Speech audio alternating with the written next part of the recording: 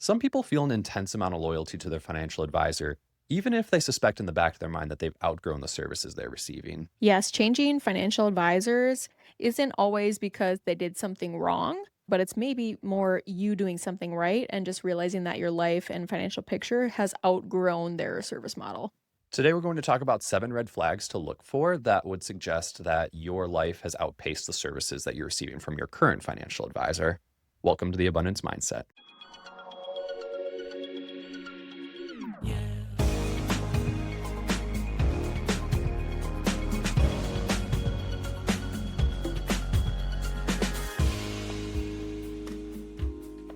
So, Allison, before we hit record, you actually had a really great analogy to kind of intro this episode that I thought was really telling of like the topic that we'll get into here.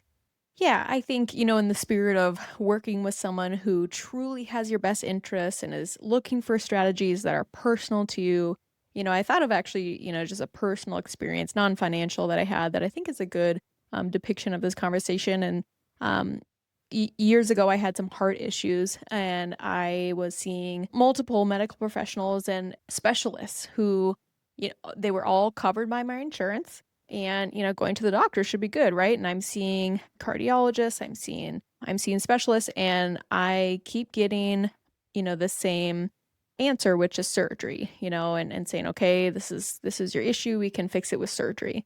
And so I just kind of kept getting pointed to surgery, and oh man, I just had it in my gut that I just didn't want surgery, and I'm so healthy otherwise. It's just, is there another way? So anyhow, so I sought out a functional medicine practitioner, and now actually we both see him and reach out if I can send a referral.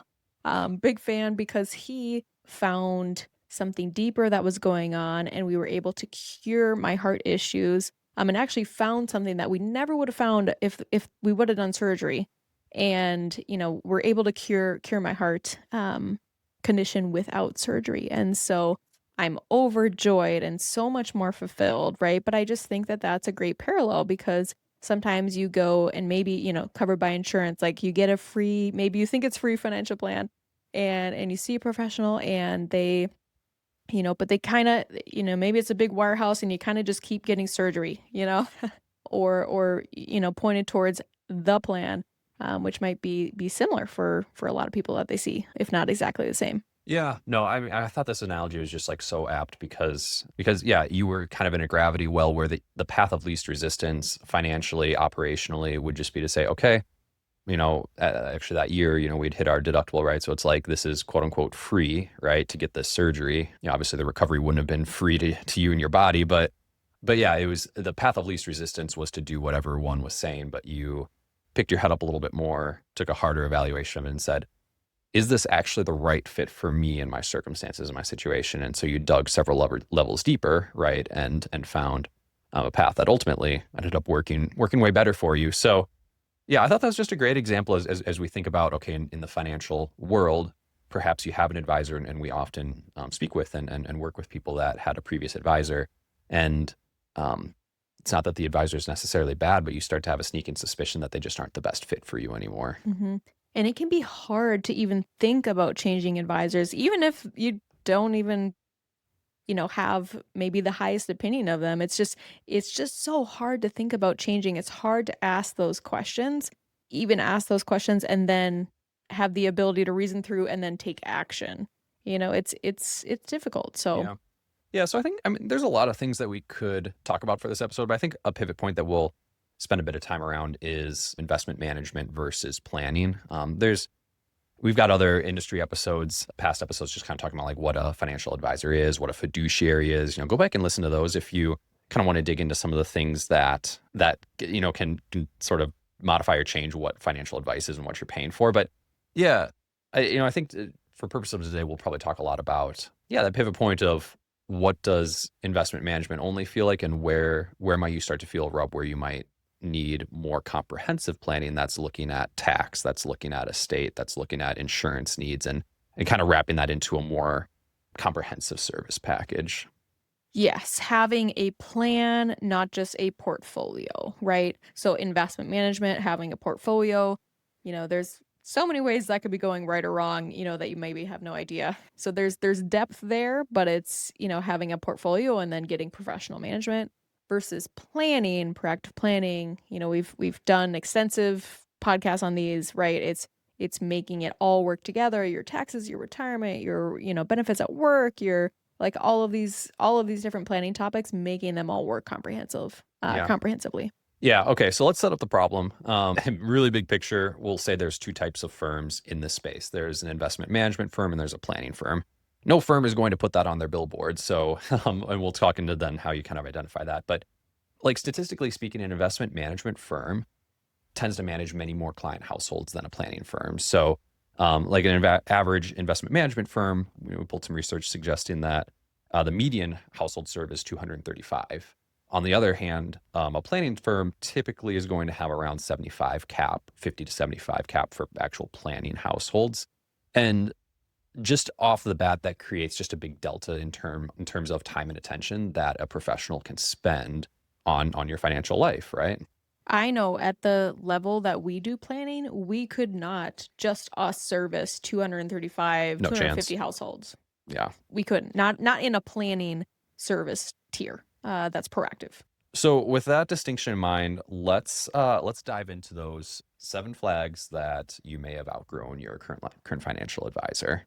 So the first one, we'll call this maybe a little tongue in cheek, the planning mirage, right? So you again, a lot of firms like planning is kind of a sexy word in the financial industry, and so a lot of firms want to say they're doing it.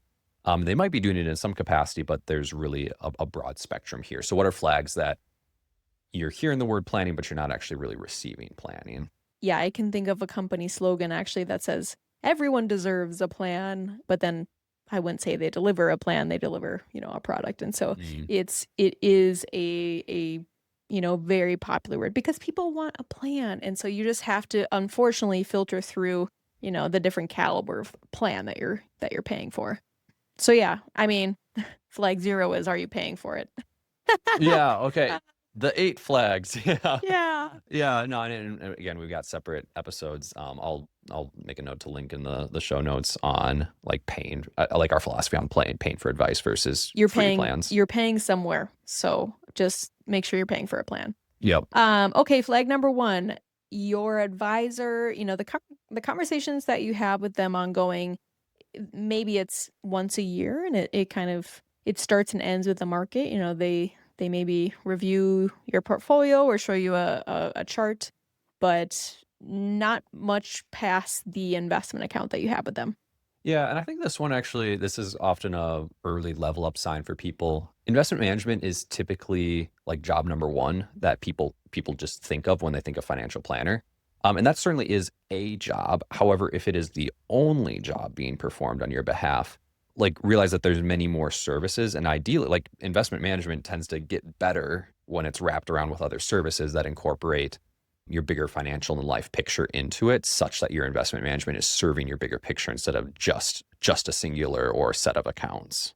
Yes, we like to say a good financial planner doesn't pick winning stocks, they pick winning strategies. Yes. Yep. There's a set of financial professionals out there whose primary business model is trying to, pick the next winner, if you're a Motley Fool subscriber, right? Like that kind of thing where it's like, okay, everyone wants NVIDIA in 2003, right? But that's a very speculative business model. And we find that many people are benefited by comprehensive planning that is focused more on strategies that are beyond just like what's the right stock pick. It's rather, okay, how does a portfolio serve your overall goals, and how do different portfolios or different accounts support different priorities?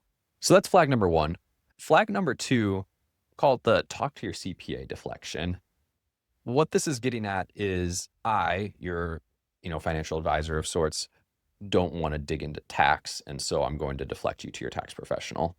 Right. And, even taking that a step further, does your financial advisor, communicate strategy with your CPA? Because if you're paying for planning with us, that's something that is, one of the baseline services is if we need to coordinate and communicate with your CPA, if we're doing a Roth conversion or we're communicating about income or equity compensation or what be it, you know, there's communication, and Hmm. sometimes you're even, flagged on the email. Right. Yeah. And I mean, they're both important jobs. We are not your CPA. However, we help your CPA do a better job by giving them key information that, and not making you the responsible party for, keeping track of capital gains accrued over the course of the year, or, what your equity comp was worth when it vested in April and then again in June. So, Mm-hmm. so yes, CPAs, collaborators, not, the backstop for any tax related question or inquiry. Yep. And that's flag number 3 is you have found yourself to be the project manager, right? You are the one coming to your advisor and saying, "Hey, what about this? What about this?" or bringing up questions, and they kind of just react versus they're in the driver's seat being proactive and bringing strategies to you and saying, "Hey, we're going to focus on this year and, interface these strategies on your plan and then implement them end of the year." Yeah, we had a kind of an extra egregious example of this with someone who joined us within the last couple of years. She was a really smart kind of DIY centric person, and she would come to her previous advisor being like, "Well, I want to save more for retirement. Could I do a backdoor Roth?" So not only is she coming to the advisor with the strategies, but then the advisor told her that that was too much work and didn't want to do that. So that was probably not a great look for the advisor. And yeah, she uh, And it was even hard for her to leave him. Yeah, right. It was because you do build that trust over time. But yeah, unfortunately, sometimes the bar can be really low when someone is used to a relationship with a financial professional where they are the project manager, and just really as your life complexity steps up, you need to not be the project manager when you're hiring a professional for a service. The 4th flag is the annual ghost. So either you are not hearing from your advisor throughout the year, or maybe you just hear from them once a year because they need to speak with you from a compliance perspective.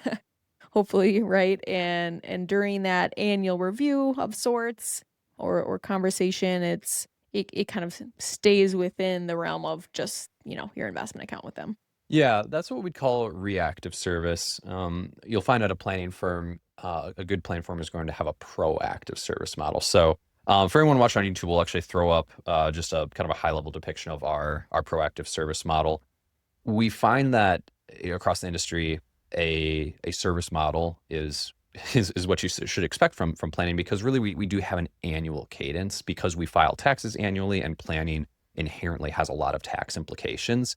An annual calendar kind of makes most sense, and we'll have different plan health checkups that have an every 2 year or an every 3 year cadence, because there's certain things we don't necessarily try to cram all into a single year every year. But yeah, if you're looking on screen, we've kind of got three big buckets, strategy planning and tax prep. So this is beginning of the year. We're setting strategy for the year, looking at the different expected events for the year, taxable events, life events, etc. Setting strategy, also making sure that we're prepared to have a successful, efficient tax filing season. Middle of the year, we're doing initial tax planning and plan health checkups, right? So if you've got a comprehensive plan, there's a number of things that we will want to look at, oftentimes kind of more in the background. We do this in the summer, so we're not like poking people a ton when they're trying to enjoy their summer. But we'll get their tax return and do kind of some initial projections for the coming year to make it most efficient, identify any watchouts, kind of ratify or re-ratify a strategy from earlier. And then end of year is really about finalizing and implementing the strategies, right? So for a lot of big strategies that are having taxable implications, we want to do that toward the end of the year because we have the clearest picture of, how your year shook out. I mean, there's so many things that can and do change for people during the course of a year. So, that's why we're really doing like big key implementation items at the end of the year. So yes, I know I got nerdy about our service model there, but that's something that you want to look for, is like, what is the service model that I'm paying for? Because that really helps you start to have a price for value conversation. Mm, so well said. What is the service model that you are in? Is there a service model? And then is it proactive, right? Ours, we built it around being thoughtful, caring, and proactive. And this is something that you have to ask if you're receiving. Hmm.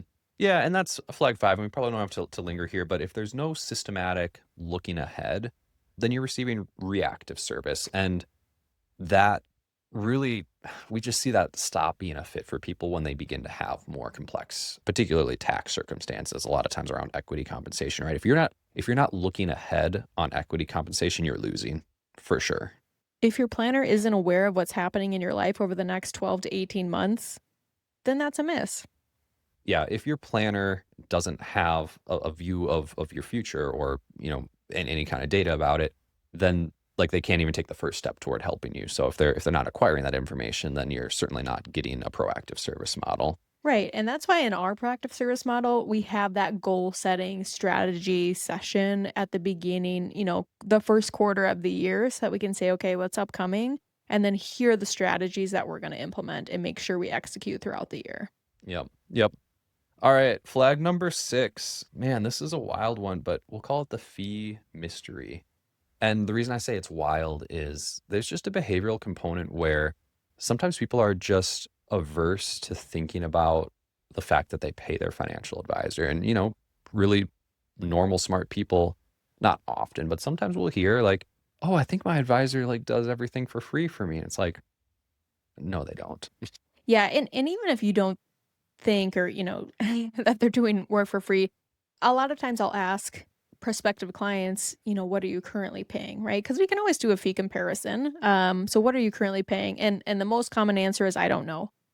And so we do want to know, and we want that to be transparent. I think of my grandma, she was working with literally one of the top advisors here in the cities. At least, from a production standpoint, that's how he was rated. And the fee that he was charging, which she thought he worked for free, but the advisory fee on the portfolio, so we're talking just having a portfolio, was higher than some of the investment yield inside of the portfolio. So the fee was outpacing the yield. Right, and these yields were, like, specific, like, state bonds that had been chosen, and it's not that state bonds are a bad strategy, but yeah, the yield that he's producing, he just wasn't even covering his fee, and yes, your poor grandma thought he was working for free, and yeah, we this story gets more dramatic if we allow it to, but Sorry, grandma, but you're just losing money every year. yeah, so She was rescued. yeah, suffice to say, she was rescued, but we'll also link an episode that I really enjoyed that we recorded over a year ago about fee for value comparisons, because that I just believe is so important to be Mm. able to, like any service, but the financial services industry should not be allowed to have a mystery around what that fee for value comparison is. So, like working with us and working with, any good firm, you're going to be able to know precisely what you're paying, and hopefully that firm is also doing a good job communicating to you what the services are that are wrapped into that, so that you can actually say, okay, price tag value. Does this make sense for me? Right. What do I pay and what do I get for that? You should know what you're paying and you should know what you're receiving. Yep. Yep. So yeah, something that feels like it shouldn't be complicated, but in our industry can be. So if you if you don't know what you're paying and why, check on that. It might not be a fit, or it might be a fit, but you should know. So flag number 7, last flag. We've been hinting at this one throughout, but we'll call it the complexity ceiling, where you know the flag you need to watch out for is, does your situation and the services you need, is that outstripping what your advisor is either willing or able to provide for you? Yep.